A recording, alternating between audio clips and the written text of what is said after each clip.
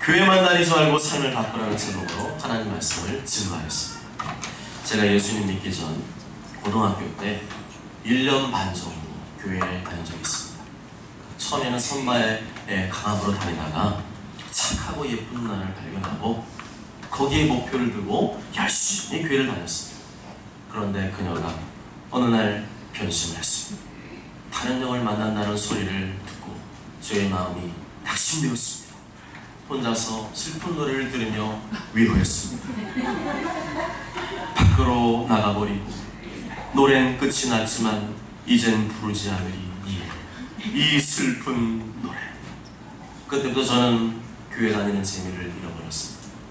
교회 다니는 낙이 사라져버렸습니다. 그렇게 교회에 다니는 1년 반 동안 저는 교회의 좋은 모습도 보았지만 교회 친구나 선배들의 좋지 않은 모습도 많이 보았습니다. 나보다 욕도 잘하고 약속도 잘 안 지키고 거짓말도 잘하고 화도 잘 내고 남용 보기도 잘하고 음흉하고 몇몇 사람 빼고는 나보다 못하는 생각이 들었습니다. 나는 저렇게 지저분하게 예수님 믿고 천국 가느니 차라리 정직하게 깔끔하게 예수님 안 믿고 지옥에 가겠다고 결심했었습니다. 물론 예수님도 안 믿어지고 지옥이 얼마나 무섭고 고통스러운 것인지 안 믿어지니까 그런 소리를 함부로 했었지만 정말 그때는 교회 다니는 사람들에 대한 실망감이 적지 않았습니다. 저는 그때 예수님 믿지 않았지만 대체로 교회 다니는 친구들보다 더 양심적이고 더 바르고 착한 생활을 했었다고 자부합니다. 본래 성격이 우유부단하지 않고 대쪽 같은 기질이 있어서 더 그랬던 것 같습니다. 그렇습니다. 저는 이 시대에 전도가 잘 안 되는 이유가 바로 여기에 있다고 생각합니다. 교회 다니는 사람들이 별로 매력이 없는 거예요. 교회 다니는 사람들이나 안 다니는 사람들이나 별반 차이가 없는 거예요. 교회 다니는 사람들이 안 다니는 사람들보다 뭐가 낫게는 나아야 되는 거 아닙니까? 교회 안 다니는 사람들보다 더 착하고 정직하고 친절하고 사랑할 줄 알고 희생할 줄 알고 더 경건해야 되는 거 아닙니까? 그게 정상 아닌가요? 저는 그래서 다 죄인이야. 죄인들이 다니는 곳이 교회야. 교회는 원래 그래. 하는 소리를 그다지 좋아하지 않습니다. 우리끼리야 충분히 그럴 수 있지만 그것이 세상 사람들에게 말하면 통하겠습니까? 저는 교회 안 다니는 사람들이 교회를 비난하는 소리를 들을 때마다 제가 대신 교회 다니는 사람으로서 사과하겠습니다 하는 소리를 거의 들어본 적이 없어요. 그래서 제가 예수님 믿고 난 다음에는 그 말을 입에 달고 살았습니다. 교회에 대해서 부정적인 얘기를 들을 때마다 대신 제가 미안하다고 대신 제가 사과한다고 말해주었습니다. 그랬더니 사람들의 마음이 열리더라고요. 그전에는 변명하고 반박하고 이유를 대고 했을 때는 얼굴이 토라지고 싫어지고 어두워지더니 그걸 인정하고 미안하다고 내가 볼 때도 그런 부분이 있다고 그렇게 공감해 주었더니 사람들의 마음이 열리고 내 말에 귀를 기울여주더라고요. 내가 말하는 예수님과 복음에 대해서 듣기 시작하더라고요. 아멘. 아멘. 그런데 제가 만나본 대부분의 그리스도인들은 자기 변명하기 너무 바빴습니다. 다 자기 방어하기 바빴습니다. 다 죄인이야. 죄인들이 다니는 것이 교회야. 교회는 원래 그래. 세상 사람들은 그런 소리를 듣고 싶어 하지 않습니다. 그리스도인들이 너무 우물한 개구리입니다. 그리스도인들이 자기들밖에 모르는 것 같습니다. 자기 자신들이 지금 어느 정도 수준에 있는지 그걸 잘 몰라요. 그게 문제입니다.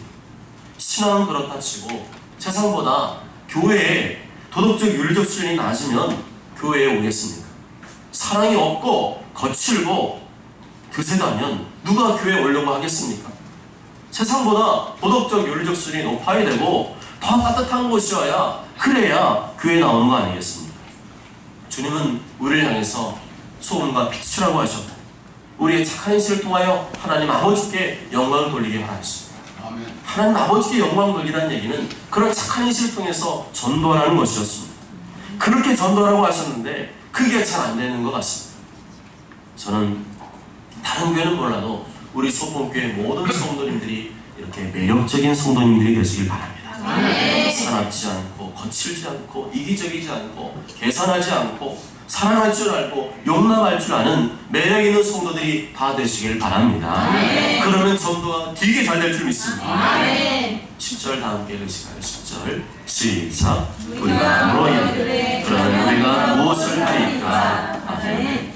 이것이 그리스도인들의 고백과 질문이 되어야 한다고 생각합니다. 왜냐하면 회개는 단순히 예배시간에 나와서 회개하는 것만을 의미하지 않기 때문에, 회개는 눈물을 주르륵 흘리면서 가슴 치는 것만을 의미하지 않기 때문입니다. 그러면 우리가 무엇을 하리까? 우리는 회개하면서 통해 잡아갈 뿐만 아니라 우리의 삶을 돌이키는 것이 필요합니다. 우리의 삶이 바뀌는 것이 필요합니다. 우리의 삶이 변화되는 것이 필요합니다. 8절에 입으로만 회개하는 자들을 향해서 세례 요한이 뭐라고 경고했습니까? 회개에 합당한 열매를 맺고 속으로 아브라함이 우리 조상이라고 말하지 마. 입으로만 회개하지 말라는 것, 속으로만 회개하지 말라는 것, 실제로 회개에 합당한 열매를 보이라는 것, 실제로 회개의 고백과 일치하는 삶의 변화를 보이라는 겁니다. 아멘. 실제로 말도 바뀌고 행동도 바뀌어야 정상적인 그리스도인입니다. 예수를 믿은 지 오래되었는데도 여전히 말과 행동이 거칠다, 이기적이다, 자기밖에 모른다, 예수님 똑바로 안 믿는 겁니다. 세례 요한은 이렇게 회개 열매가 없는 사람, 순종과 행함이 없는 사람은 이미 도끼가 나무뿌리에 놓여 있다고 말했습니다.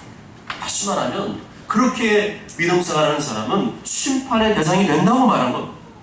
그 말에 충격을 받은 사람들이 이렇게 물었어요.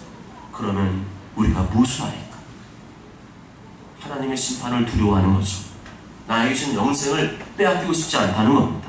그러기 위해서는 너무나 충격적인 말이니까 그럼 우리가 무엇을 해야 될까요? 이것이 진심 어린 회개한 자의 반응입니다. 진심으로 예수님 믿는 자의 반응입니다. 습관적으로 의무적으로 회개하는 사람은 이 반응이 안 나옵니다. 그냥 현재의 삶에 안주합니다. 그래도 구원받겠거니 생각합니다. 아니요. 진심으로 통해 자복하며 회개한 그리스도는 앞으로 내가 어떻게 해야 될까? 무엇을 해야 될까? 라고 하는 그 고민을 자연스럽게 하게 되어 있습니다. 그리고 그런 질문을 던지게 될 줄 믿습니다.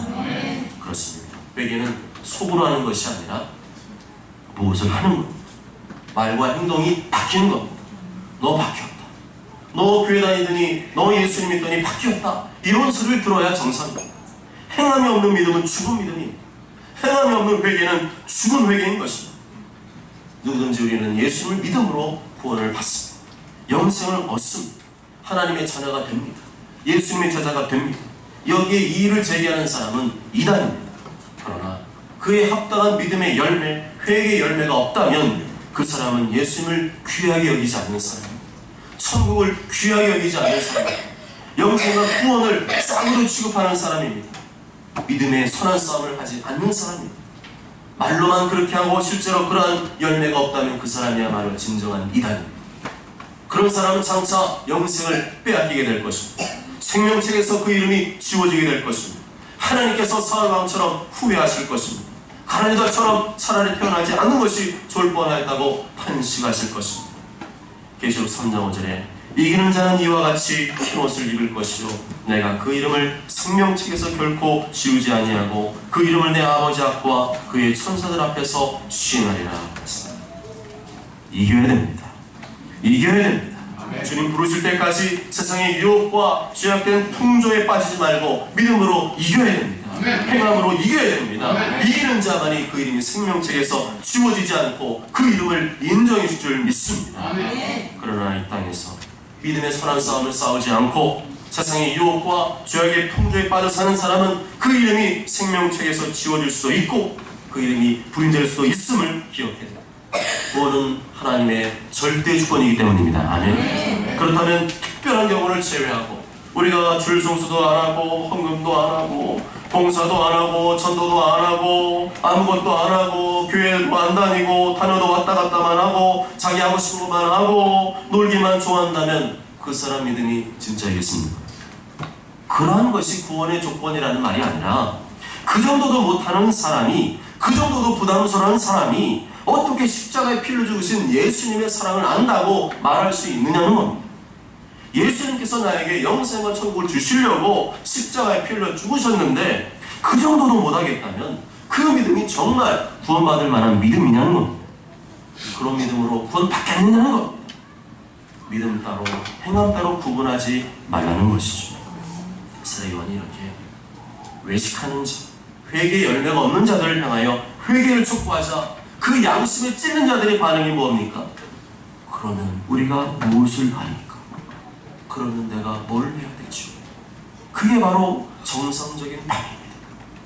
회개가 진심으로 일어났을 때, 나 회개했어요가 아니라 진심으로 내 마음속에서 통해자복하는 회개가 일어났을 때 나타나는 반응은 새로운 결단인 줄 믿습니다.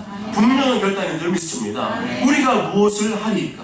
내가 무엇을 하리까? 그게 나와야 진짜 제대로 회개한 것이라는 거죠.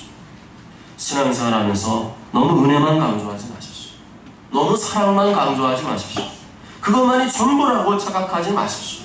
자꾸 말씀을 뒤집지 말고 자기 유리한 대로 해석하지 말고 있는 그대로 말씀을 보시기 바랍니다. 행함이 없는 믿음은 그 자체가 죽은 것입니다.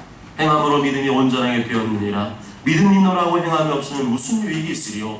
그 믿음이 능히 자기를 구원하겠느냐. 이 말씀을 순수하게 있는 그대로 받으시기 바랍니다. 세례 요한, 야고보, 바울, 특별히 예수님보다 더 똑똑해지지 마시고 성경 말씀을 있는 그대로 받으시기 바랍니다. 있는 그대로 말씀 앞에 자기 자신을 노출시키시기 바랍니다. 그러면 무슨 말이 튀어나올까요? 그러면 우리가 무엇을 하니까? 그러면 우리가 무엇을 하니까? 이 고백이 나오게 됩니다. 그러면 이러한 무리들의 질문에 대해서 세례 요한이 뭐라고 했습니까? 믿기만 하면 되지 뭘 자꾸 하려고 그래? 그랬습니까? 믿기만 하면 되는 거지 뭘 자꾸 하려고 그래? 다 그랬어요. 믿음만 강조하고 행함은 묵살해버렸습니까? 행함이 없어도 믿음만 있으면 된다고 말한 적 있습니까? No! 그렇게 말한 적 없습니다. 믿음은 진공상태가 아닙니다. 믿음은 무아지경도 아닙니다. 믿음은 지식도 아닙니다. 믿음은 실제입니다. 세례 요한은 바로 그 행함을 강조했습니다. 진정한 믿음, 진정한 회개는 행함이라는 것입니다. 행함 없는 믿음은 죽은 믿음이라는 것입니다. 아멘. 성경은 일관성을 가지고 기록되어 있습니다. 믿음만 기록한 것이 아니라 행함도 기록되어 있습니다. 순종도 기록되어 있습니다. 순종 없는 믿음, 행함 없는 믿음은 절대로 성경이 말하는 믿음이 아닌 것입니다. 여러분 중에서 아직까지 예수님이 진심으로 안 믿어지는 분이 계시다면 예수님을 믿게 해달라고 간절히 기도될 것이고, 예수님 진심으로 믿고 있다면 순종의 사람이 되게 해달라고 간절히 기도할 줄 믿습니다. 아멘. 그동안 우리는 너무 구원파적인 믿음에 길들여져 왔습니다. 믿기만 하면 다 끝났다고 말해왔습니다. 신학교에서도 그렇게 가르쳐왔고 저도 그렇게 배웠습니다. 그러나 잘못된 부분은 성경으로 고쳐질 줄 믿습니다. 성경만이 최종 권위인 줄 믿습니다. 신학은 성경의 신뢰일 뿐입니다. 신학은 종일 뿐입니다. 성경의 어느 한 부분만을 고집하여 다른 쪽은 말하지 않거나 없는 것처럼 말하는 신학은 잘못된 신학입니다. 저는 하나님께서 맡겨주신 양떼들의 인간 목자로서 저의 생명을 걸고 말합니다. 제가 잘못 가르치면 한 영혼이 지옥에 떨어질 수 있다는 비장한 심정으로 말합니다. 그리고 실족한 영혼에 대해서 책임을 져야 한다는 막중한 책임감을 가지고 말합니다. 둘 다 말해야 됩니다. 둘 다 말해야 건강한 신학입니다. 한쪽만 말하면 잘못된 신학입니다. 구원과 심판, 천국과 지옥, 말씀과 성령, 믿음과 행함 둘 다 말해야 건강한 신학인 줄 믿습니다. 말씀만 강조하고 성령의 역사를 무시하거나 성령의 역사만 강조하고 말씀을 무시해서는 안 됩니다. 믿음만 강조하고 행함을 무시하거나 행함만 강조하고 믿음을 무시해서도 안 됩니다. 둘 다 말해야 됩니다. 둘 다 강조해야 됩니다. 아멘. 아멘. 이러한 잘못된 교육과 가르침이 한국교회에 어떤 결과를 낳게 되었습니까? 어린아이 같은 그리스도인, 기형적인 그리스도인을 양산하는 것은 아닙니까? 행함이 없는 그리스도인은 행함과 상관없어 구원받을 수 있다는 이분법적인 교리가 한국교회와 전 세계 교회를 뒤덮고 있지 않습니까?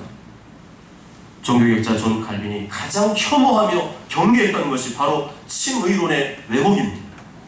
너는 구원의 확신만 가지면 돼. 너는 의인 됐어. 거기까지만 말하는 구원파예요.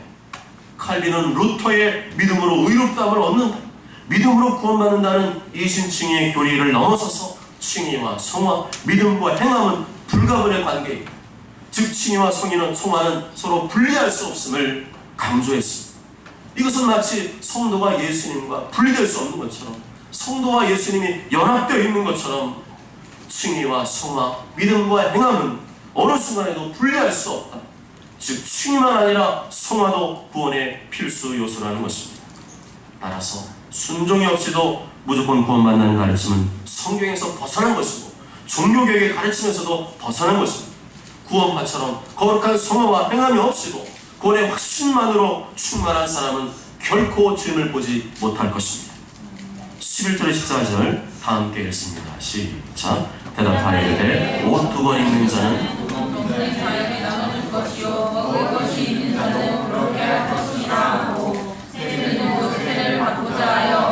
이르되 선생이여 우리는 무엇을 하니까 이르되 보관된 것 외에는 거두지 말라. 군인들도 물어 이르되 우리는 무엇을 하니까 이르되 사람에게서 강탈하지 말며 거짓으로 고발하지 말고 받는 금료를 족한 줄도 알라 하니라. 아멘. 각자에게 취약한 부분을 고치라는 겁니다. 자기의 위치와 형편에서 잘못하고 있는 부분을 고치라는 겁니다. 날마다 말씀으로 삶의 개혁을 일으키라는 것입니다. 그것이 회개에 합당한 열매라는 것이죠. 옷 2번 입는 사람은 옷 없는 자에게 나눠주고, 먹을 것이 있는 자는 먹을 것 없는 사람에게 나눠주고, 세리들은 세금을 거두는 사람들은 정해진 세금보다 더 많이 걷어서 자기 배를 채우려 하지 말고 정해진 세금만 거두라는 겁니다. 군인들은 가진 힘과 무력으로 남의 것을 빼앗거나 억울하게 고발하지 말고 정해진 월급에만 만족하라는 것입니다. 결국 세례 요한이 강조한 것은 십자가의 삶입니다. 예수님께서 우리를 위해 목숨을 내어주셨고, 예수님께서 우리를 위해서 살과 피를 내어주셨듯이 우리도 내어주라는 것입니다.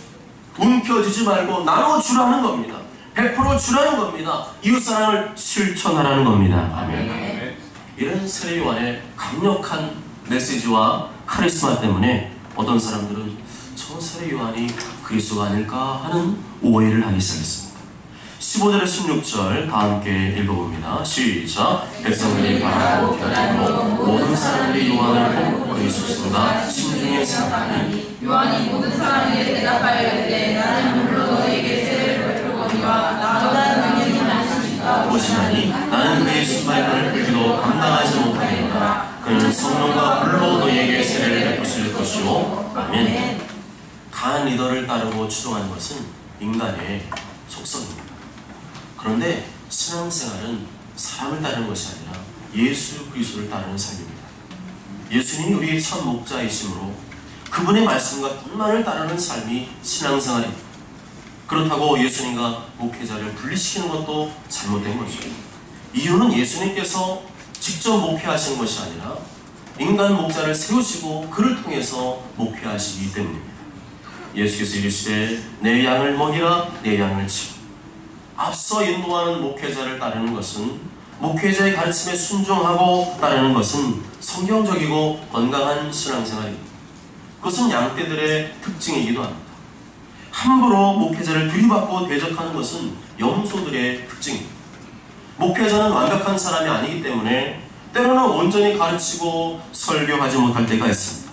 인간적인 면이 노출될 때가 있습니다. 그럴 때마다 비난하기보다는 자신의 부모님을 대하듯이 그를 위해 기도하며 사랑으로 용납해 주어야 합니다. 그렇지만 목회자의 가르침이 성경에서 말하는 것과 현저하게 위배되거나 그와 다를 때는 본받지 말아야 합니다. 마태복음 23장 3절에 그러므로 무엇이든지 그들이 말하는 바는 행하고 지키되 그들이 하는 행위는 본받습니다. 그런데 또 다른 문제는 과도하게 목회자를 신격화시킬 때입니다. 목회자는 교황도 아니고 교주도 아닙니다. 더군다나 하나님은 절대로 아닙니다. 그런 비슷한 소리를 할 때마다 목회자는 속으로 즐길 것이 아니라 단호한 태도를 취해야 됩니다. 나는 너에게 물로 세례를 베풀거니와 나보다 능력이 많으신 이가 오시나니 나는 그의 신발끈을 풀기도 감당하지 못하겠노라. 세례 요한은 자신이 그리스도가 아니고 그분의 신발끈도 풀 자격이 없다고 고백을 했습니다. 확실하게 선을 그었습니다. 나는 하나님께서 불러 세우신 하나님의 종일 뿐이지 하나님도 아니고 하나님이 될 수도 없는 미천하기 짝이 없는 죄인이요, 그분에게 묻어있는 신발의 먼지나 티끌보다도 못한 존재라는 것입니다. 요한복음 3장 29절 3절에서도 단호하게 선을 긋습니다. 신부를 취하는 자는 신랑이나 서서 신랑의 음성을 듣는 친구가 크게 기뻐하나니 난 이러한 기쁨으로 충만하였노라. 그는 흥하여야 하겠고 나는 쉬어야 하리라. 나는 신랑이 아니라는 것, 나는 신랑의 친구일 뿐이라는 것. 신랑의 친구가 신부를 빼앗을 수 없는 것처럼 나는 신랑의 결혼을 축하해주러 온 신랑의 친구일 뿐이라는 겁니다. 언제나 예수님이 드러나야 되지 내가 드러나서는 안 된다는 것입니다. 내가 드러나서는 안 될 줄 믿습니다. 내가 드러나서는 안 될 줄 믿습니다. 인정받을수록, 칭찬받을수록, 존경받을수록 스스로를 드러내거나 높이지 말고 예수님만을 드러낼 줄 믿습니다. 하나님께만 영광을 돌릴 줄 믿습니다. 그러면서 세례 요한은 예수님의 능력에 대해 자랑합니다. 예수님이 하나님의 아들이심을 자랑합니다. 나는 물로 세례를 베풀거니와 그는 성령과 불로 너에게 세례를 베푸실 것이요.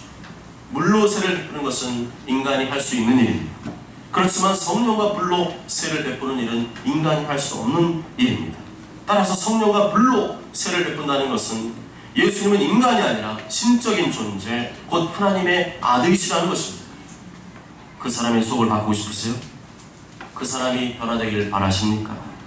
그 사람이 새로 거듭났으면 좋겠습니까? 요한복음 3장 5절 사람이 물과 성령으로 나지 아니하면 하나님의 나라에 들어갈 수 없느니라. 성령으로 되는 줄 믿습니다. 성령으로 되는 줄 믿습니다. 회개의 물 세례와 함께 하늘로부터 성령이 불세례를 받아야만 바뀌는 줄 믿습니다. 인간의 근본을 바뀔 수 있는 분은 오직 성령님밖에 없는 줄 믿습니다. 예수님 아무나 믿나요? 믿고 싶다고 믿어지는가요? 불가능합니다. 성령님이 임하셔야 됩니다. 성령님이 임하셔야 됩니다. 성령님이 그 속에 들어가셔서 새로운 세계를 경험하게 하실 때 이게 뭐지? 하고 정신을 차리게 되는 거죠. 17절 말씀 다 함께 읽습니다. 17절 시작. 손에 키를 들고 자기의 작은 마당을 정하게 하시라. 알곡은 모아 보관에 드리고 축정이는 꺼지지 않는 불에 태우시리라. 아멘. 예수님이 누구시라는 거예요? 심판자라는 거예요. 이 땅에 처음 오셨을 때는 구원자로 오셨어요. 우리를 죄에서 구원하시기 위해서 십자가에 피 흘려 죽으셨어요. 그렇지만 다시 이 땅에 오실 때는 하늘의 능력과 권능으로 이 세상을 심판으로 오시겠다는 것입니다. 다시 말하면 이 땅에 오셔서 알곡과 쭉정이를 가르치겠다는 겁니다. 누가 알곡 믿음인지 누가 쭉정이 믿음인지 구분하러 오신다는 겁니다. 예수님 안 믿고 거부한 사람이야 구분할 필요도 없이 쭉정이죠. 문제는 예수님 믿는다고 하면서도 죄 짓고 자기 마음대로 사는 사람들입니다. 그 사람들은 쭉정이 취급당할 수 있다는 겁니다. 그 사람들은 불신자 취급당할 수 있다는 겁니다. 알고 모아서 볶아 천국에 들어가고 쭉정이는 꺼지지 않는 불, 곧 지옥에 들어가게 된다는 겁니다. 18절 20절 다 함께 읽습니다. 시작. 또 그 밖에 여러 가지로 권하여 백성에게 좋은 소식을 전하였으나 분노와 백성은 그의 가슴이 안에 헤로디아에게와 모든 악한 일로 말미암아 요한에게 침노를 받고 그 위에 한 가지 악을 더하여 요한을 보게 하느니라. 아멘. 다들 세례 요한을 하나님 보내신 선지자, 하나님의 종으로 인정하고 따랐습니다. 그러나 거부하는 자들도 있었습니다. 설교 시간에 하나님 말씀을 전하면 명령 그대로 있는 그대로 받아들이는 성도님들이 대부분이지만 그렇지 않은 자도 있을 수 있다는 겁니다. 그 사람이 누굽니까? 분봉왕 헤롯입니다. 분봉왕 헤롯 같은 사람입니다. 그런 사람들의 특징은 내가 왕이에요. 내가 주인이에요.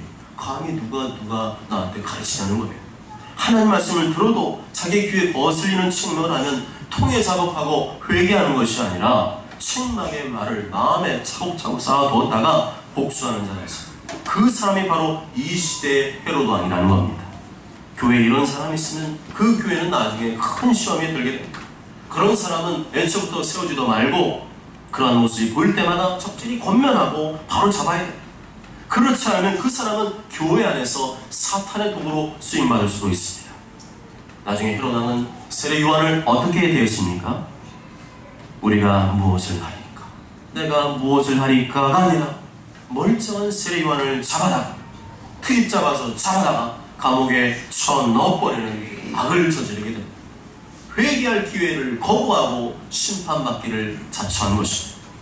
사랑 여러분, 교만한 헤롯 왕처럼 하나님의 말씀을 바꾸려 하지 말고 나를 바꾸시기 바랍니다. 아멘. 교회만 다니지 말고 내 말과 행위를 바꾸시기 바랍니다. 아멘. 하나님 말씀 앞에 우리가 무엇을 하리까 가슴을 치며 회개에 합당한 삶을 살아가시기 바랍니다. 아멘. 아직까지 예수님이 확실하게 안 믿어지는 분은 확실하게 믿어지게 해달라고 기도하시고, 예수님이 확실히 믿어지는 분은 내 삶도 확실하게 깔끔하게 쌈박하게 단호하게 과감하게 바뀌게 해달라고 기도하시기 바랍니다. 아멘. 그러나 우리 스스로는 잘 바뀌지 않는 자들입니다.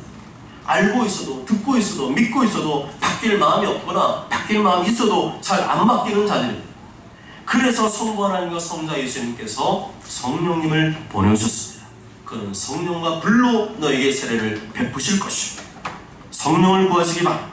아멘. 성령을 구하시기 바랍니다. 아멘. 성령님은 이 시대의 만나와 같습니다. 날마다 찾으러 나가지 않으면 구할 수 없었던 광야의 만나처럼 우리가 날마다 찾고 구할 때 성령을 만나처럼 내려주신 줄 믿습니다. 아멘. 저희 모두가 성령의 능력을 힘입고 하나님의 말씀을 깨닫고 온전히 실천하심으로 회개에 합당한 열매를 맺어가는 진정한 그리스도인들이 되시길 주님의 이름으로 축복합니다. 아멘.